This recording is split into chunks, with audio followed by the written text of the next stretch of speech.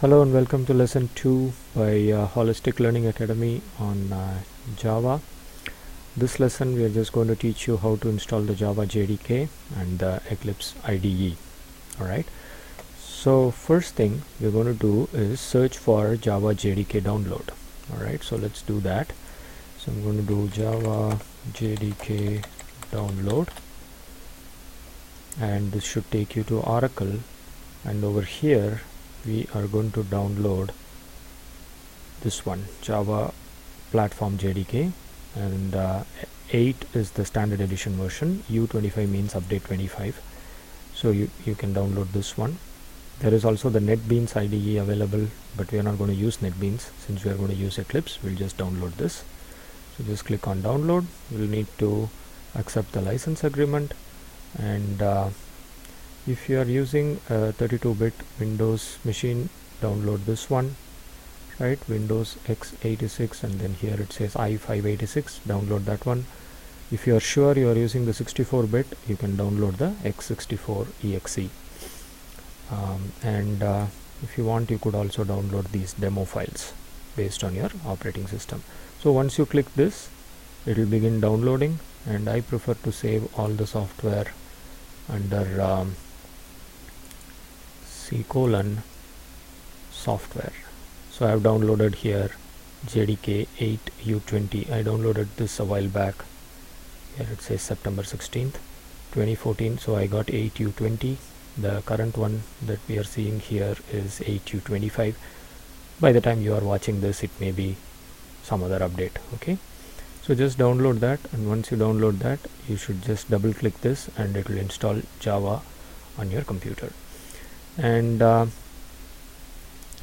we need to know where Java is installed, so we'll just go to program files. So let's see here, C:\program files, Java, right, and JDK 1.8020. You'll also see JRE. Don't worry about this one, all we need is JDK because we are going to be developing with Java, right? The next thing we are going to do is set up a couple of environment variables so we can access Java easily from our command line. Towards that end, let's just go and copy this folder. So I just clicked on here, left click, and then I did a right click, and then I'm going to say copy address as text. Okay, and what we do is go to control panel and search for environment variables, edit the system environment variables.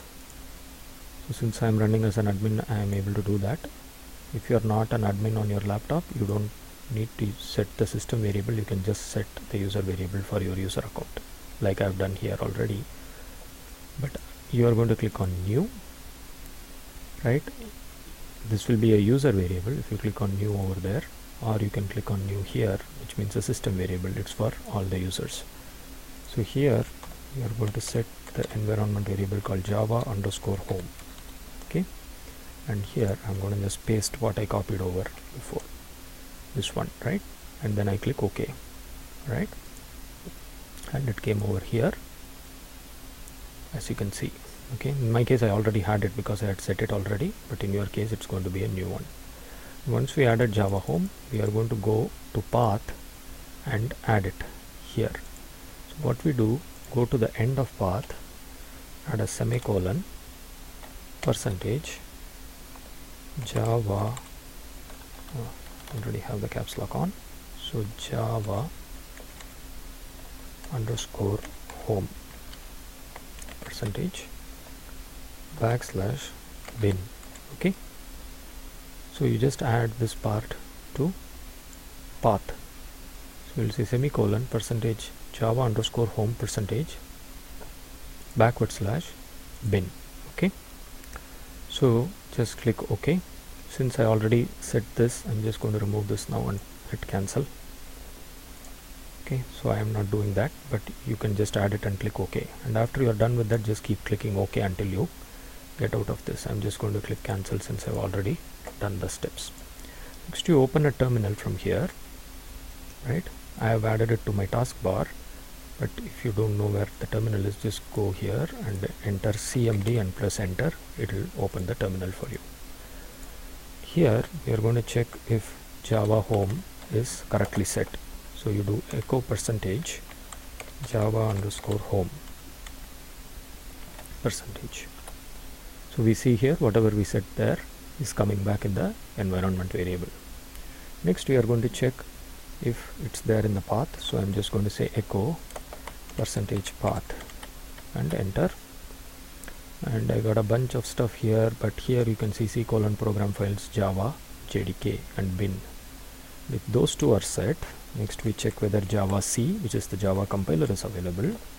So for that I'm going to say Java C -version and type enter. Great.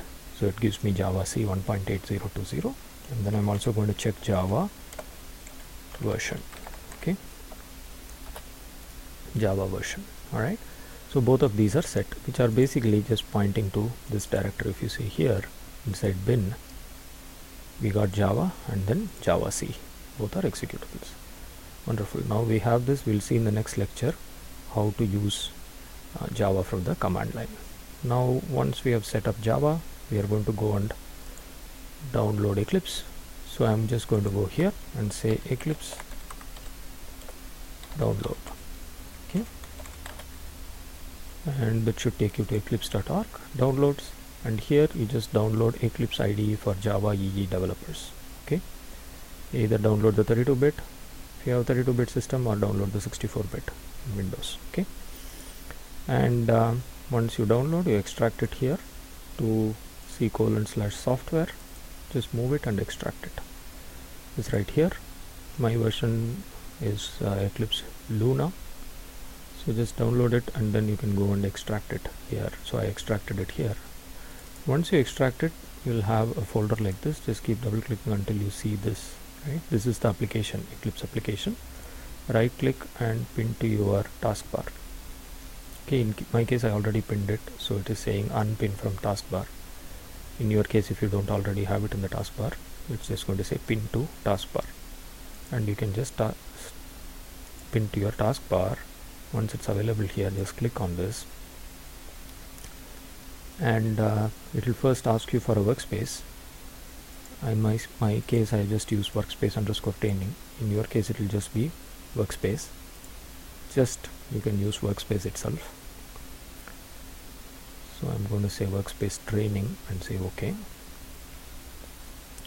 will take a few seconds for Eclipse to start, and once Eclipse starts, you are going to see a welcome screen. Okay, just exit out of that. You may not see all these projects on your Eclipse because these are projects that I have already configured, so you're not going to see these, and maybe 1 or 2 tabs here will also be missing, so don't worry about that. We'll see how to include those. But once we are done with this, all you need to verify is just go to Window, click on Preferences, and then Java, and then Compiler. Now you see here compiler compliance level basically means which version of Java compliance your source code should be compiled against. So we are going to just choose 1.8 here, which is what is already selected. Okay, and then just click OK. So we should be all set. So in the next lesson we'll be using these two to basically run Java programs. With that, we are done with Java JDK installation.